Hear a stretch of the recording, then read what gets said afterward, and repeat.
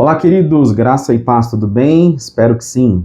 Você só será feliz, você só terá paz plena quando você morrer, quando você partir, quando você for morar com Deus. Será? Te convido a ficar comigo até o final desse vídeo para a gente entender um pouquinho mais sobre esse descanso, sobre essa paz. Lembrando que aqui nós teremos alguns poucos minutos para falar sobre isso. E para abordarmos esse tema tão relevante, eu vou utilizar como base o capítulo 4 do livro de Hebreus. O que é importante é entender que o livro aos Hebreus, ou para o hebreu, ele é um livro direcionado ao povo, especificamente, nós sabemos que é o povo de Israel, o povo judeu. E se a gente trazer tudo que está no livro de Hebreus de forma literal para a gente, vai dar ruim. Então, o que nós temos e podemos fazer são aplicações para nós, ok? Eu trouxe aqui algumas anotações para que isso fique um pouco mais claro e nós não vamos fazer uma análise tão profunda do livro de Hebreus por enquanto, mas para a gente entender. Algumas seções dividem esse livro. Entre essas seções, nós temos Cristo é superior aos anjos, por uma razão específica, havia grande adoração a anjos, honrarias a anjos, etc. E isso não mudou muito. Tem muitas igrejas, muitos pregadores que costumam a falar mais de anjos do que o próprio Cristo. A igreja ela entra num grande frisson quando fala um anjo está aqui, ou um anjo apareceu, ou eu vi um anjo. Então existem muitas igrejas que elas se emocionam muito mais quando anjos aparecem no culto. Então, o livro de Hebreus, em uma das suas sessões, ele vai trabalhar a questão que Cristo é superior aos anjos. Também é dito que Cristo é superior a Moisés, lembrando que Moisés é um personagem fundamental na história de Israel, fundamental, eu diria, até um dos mais importantes, ou quiçá um dos 3 personagens principais do judaísmo e na sistematização das leis judaicas. Então, se assim, ele é um desses 3 personagens mais importantes, e se ele ajudou a sistematização da lei judaica, ele de fato tem um papel fundamental, tanto para judeus quanto para nós cristãos. Porém, nessa sessão, Cristo é superior a Moisés também. Um outro ponto importante que uma das sessões do livro trata é Cristo é superior aos símbolos transitórios, ou seja, aos sacrifícios transitórios. No capítulo especificamente 4, que é o capítulo que nós vamos trabalhar aqui, eu vou ter que ser um pouco chato, coisa que eu não gosto de ser, trazendo para vocês um pouco de tecnicidade idiomática para essa interpretação, mas a mensagem ela vai ser acessível, então me acompanhe aqui. Quando nós lemos esse capítulo 4, dependendo da sua tradução, você vai ver algumas repetições, 3 palavras que se repetem com muita frequência. A palavra hoje, a palavra descanso. Vou repetir. A palavra hoje, que salvo engano se repete 5 vezes, a palavra descanso. Por que a palavra hoje e a palavra descanso se repete, sendo que a célula central do capítulo 4, o personagem central do capítulo 4 é Josué. Vocês sabem que na história de Israel, o povo procurava a terra. Ele labutou, ele pelejou para encontrar a terra. E a promessa para aquele povo era desde Abraão, ler Lehaim, né, sai e eu te darei uma terra, e ele nem sabia onde era, mas sabia da promessa, e pela promessa ele caminhou, porque ele teria descanso naquela terra. Então, quando Josué, que foi o ícone, né, o grande ícone dessa chegada, dessa liderança que trouxe a terra de Israel, e trazendo a terra significa descanso, segurança, o povo entra ali, esse povo se acomoda e começa, de fato, a descansar por estar na sua própria terra.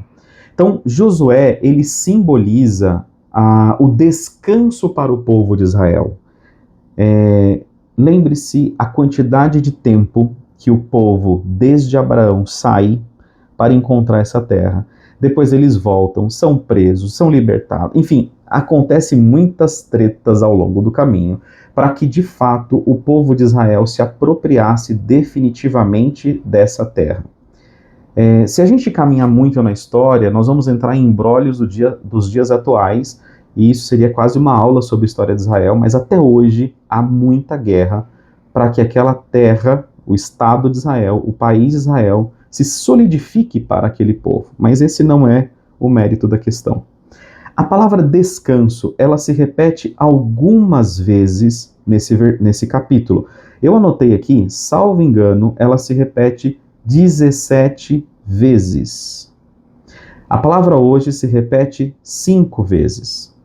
Mas, como no começo do vídeo eu falei que eu seria um pouco técnico e chato, nós sabemos que a Bíblia ela é escrita em 3 principais idiomas, que é o grego, o hebraico e o aramaico em alguns pontos. E ela teve algumas traduções para o latim. E nessa tradução, na verdade, uma tradução, para a Vulgata Latina. E em um dos nossos vídeos aqui do YouTube, eu trabalhei a questão da tradução do latim quando a gente aborda a palavra vaidade. Então isso dificulta e dificulta muito. Então, esquecendo a latinização da palavra, nós vamos nos ater ao grego, que é a língua que escreveu o Segundo Testamento ou o Novo Testamento. A palavra descanso, ela é do grego katapausis. Então você vai encontrar que todas essas palavras, a palavra descanso, ela é a palavra katapausis do grego. Mas também do grego existe uma outra palavra que significa sabatismos. A palavra sabatismos, ela significa repouso. Você pode entender assim, descanso e repouso é uma palavra intercambiável no campo semântico, e é uma palavra intercambiável. Você fala assim, vai repousar ou vai descansar, me parece a mesma coisa. Mas a palavra repouso, ela tem uma característica semântica de repouso é quando você está doente. Repouso é quando você precisa de descansar o seu corpo de forma mais profunda. O descanso pode ser um cochilo de 30 minutos. Agora o repouso é repouso absoluto. E o interessante é que se você ler, por exemplo, na JFA, na introdução do capítulo 4 já vai vir repouso, repouso, repouso. Mas não é assim. O único momento que aparece a palavra repouso dos sabatismos no capítulo 4 é no versículo de número 9. Todas as outras palavras do grego descansos, ou seja, 17 vezes descanso, descanso, descanso, descanso, e no versículo 9 a palavra repouso, e eu vou ler para vocês aqui 8, 9 e 10. Por quê? Se Josué lhes houvesse dado repouso, no original descanso, não falaria depois disso ou de outro dia. 9. Portanto, resta ainda um repouso, sabatismos, para o povo de Deus. Porque aquele que entrou no seu repouso, ele próprio repousou de suas obras como Deus das suas. Parece difícil, mas respira que nós vamos facilitar isso aqui. Quando você descansa em Deus, você descansa das suas próprias obras. Quando você descansa em Deus, você já tem a vida eterna. Quando você descansa em Deus, as suas obras, elas começam a valer-se de nada. Aí eu vou reler para vocês. Porque se Josué lhes houvesse dado descanso, não falaria depois disso de outro dia. Portanto, resta ainda um repouso para o povo de Deus. Porque aquele que entrou no seu descanso, ele próprio descansou de suas obras, como Deus das suas. Quando você entra no descanso de Deus, você repousa as suas obras. E que descanso é esse? Esse descanso é Cristo. Enquanto você não conheceu a Jesus Cristo, você tem que fazer, correr atrás, ser o melhor, ser o primeiro. Eu preciso me salvar, eu preciso correr atrás da salvação, eu preciso ser bom, eu preciso ser bom, eu preciso ser bom. E aí quando você percebe que você não consegue ser bom e não adianta, nada do que você faz é bom, porque hoje você fez algo bom, amanhã você peca, e não tem jeito porque você ainda não entrou no descanso de Deus que tem nome, e o nome dele é Jesus Cristo. Mas quando você vem a Jesus Cristo, você entra nesse descanso e as suas obras também começam a descansar. Mas, irmão Bruno, o porquê então você está falando de descanso e repouso? Qual é essa diferença? E que estranho, quando eu estou em Jesus Cristo, eu estou em descanso, mas a minha vida continua uma guerra com meu filho, com meu marido, com a minha esposa, com os meus pais, com os meus amigos. A minha vida continua de ponta cabeça, é corrida de trabalho, é boleto chegando, eu não tenho condição de fazer muita coisa que eu gostaria, é enfermidade, é roubo, é tanta coisa. Ter fé, e essa fé do livro de Hebreus, capítulo 11, que todo mundo está acostumado a ler e ouvir, é uma fé que não significa somente ter fé quando as coisas estão caminhando bem. É uma fé em qualquer tipo de circunstância. É uma fé independente do momento que você vive. É uma fé que independente da dor que você vive. Note uma coisa, todo mundo quando lê o livro de Hebreus, capítulo 11, vai se ater do versículo 1 até mais ou menos o versículo 34. Mas no versículo 35 tem uma chave tão importante que diz o seguinte: as mulheres receberam pela ressurreição os seus mortos. Uns foram torturados, não aceitando o seu livramento, para alcançarem uma melhor ressurreição, e outros experimentaram escárnios e açoites e até cadeias e prisões. Foram apedrejados, cerrados, tentados, mortos ao fio da espada, andaram vestidos de pele de ovelha e de cabras, desamparados, aflitos e maltratados, dos quais o mundo não era digno, errantes pelos desertos e montes e pelas covas e cavernas da terra, e todos esses, tendo tido testemunho pela fé, não alcançaram a promessa, provendo Deus alguma coisa melhor a nosso respeito, para que eles, sem nós, não fossem aperfeiçoados. Queridos, esses são conhecidos os heróis, e mesmo sendo os heróis da fé, eles passaram por escárnios, mortos ao fio da espada, viveram em caverna. Que descanso é esse? É um descanso que independe da circunstância que você está vivendo, da perseguição que está vindo sobre a sua vida. Esse descanso é um descanso, no nosso caso, numa aplicação, é um descanso pela fé em Jesus Cristo. Irmão Bruno, de novo, que descanso é esse? E a resposta está no livro de João, capítulo 3, versículo 36. Aquele que crê no Filho tem a vida eterna, mas aquele que não crê no Filho não verá a vida eterna, mas a ira de Deus sobre ele permanece. Irmão, irmã, jovens e crianças, a partir do momento que você crê em Cristo, você tem a vida eterna. Essa absoluta certeza que vai morar no trono do seu coração, que vai assentar no trono do seu coração, ela é tão forte, ela é tão pesada, que por mais que você se reconheça, como a Bíblia é um espelho na nossa frente, né? Um espelho, o Evangelho é um espelho na nossa frente, e você se reconhece um grande pecador que tu és, mas ao mesmo tempo que você se reconhece um pecador e desmorona em si mesmo, você olhando para si, você tem a convicção que você é um salvo. Então, nesse momento, você entra em descanso. As suas obras, elas entram em descanso. Não a obra que é a evidência da sua salvação, mas as suas obras para a salvação. Você naquele momento está em catapauses, você está em descanso, porque você está salvo. E em Cristo, independente da circunstância adversa ou a boa circunstância que você esteja vivendo, você continua em descanso. Mas no versículo 9 do livro de Hebreus, ele tira a palavra catapauses e o escritor coloca a palavra sabatismos. Irmãos, nós sabemos que nem Orígenes teve coragem de falar quem escreveu o livro de Hebreus. Orígenes é um pai da igreja, embora muitos digam que foi Paulo, eu não acho que foi Paulo, porque os detalhes, o poema, quase rimado do livro de Hebreus, descaracteriza totalmente os outros escritos paulinos.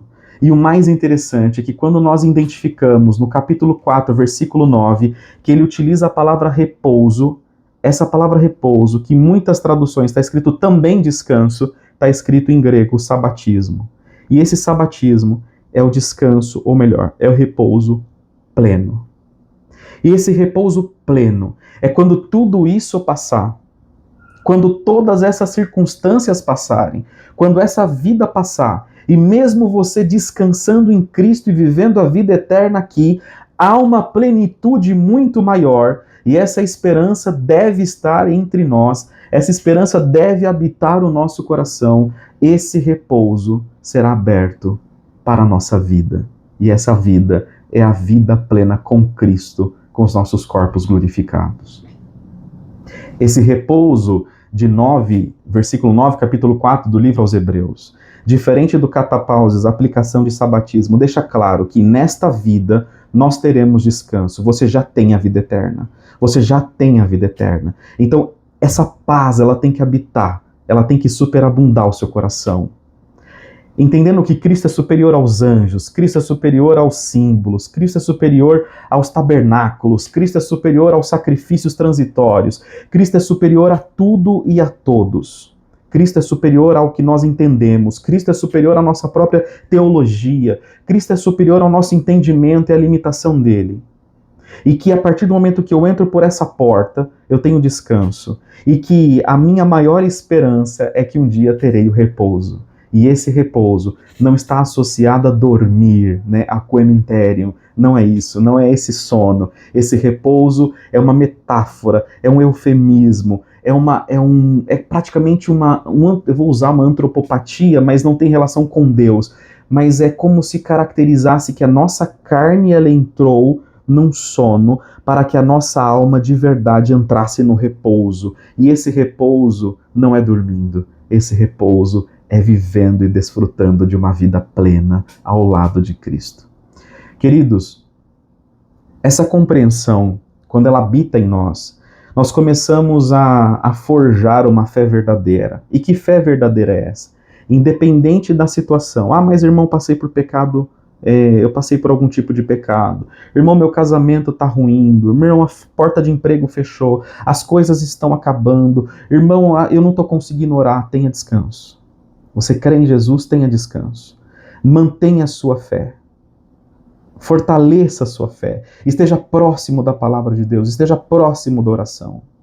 E com uma convicção, haverá um dia os sabatismos. E quem é o nosso sábado? O nosso sabatismos. O nosso catapauses é Jesus. O nosso descanso é Ele. O nosso sábado é Ele. O nosso repouso é Ele. O nosso descanso, o nosso sábado já não é mais um dia. O nosso descanso, o nosso sábado agora é uma pessoa. Então nós não descansamos no sábado, nós descansamos todos os dias. Você crê nisso? A sua casa crê nisso. Então eu espero que nesse momento, você vendo esse vídeo, você receba um convite agora. Entre por essa porta e receba descanso. Entre por essa porta e tenha esperança no repouso. Ele virá. Ele está chegando. Ele está à porta. E Ele quer ceiar contigo. Até o próximo vídeo. Que Deus abençoe a sua vida.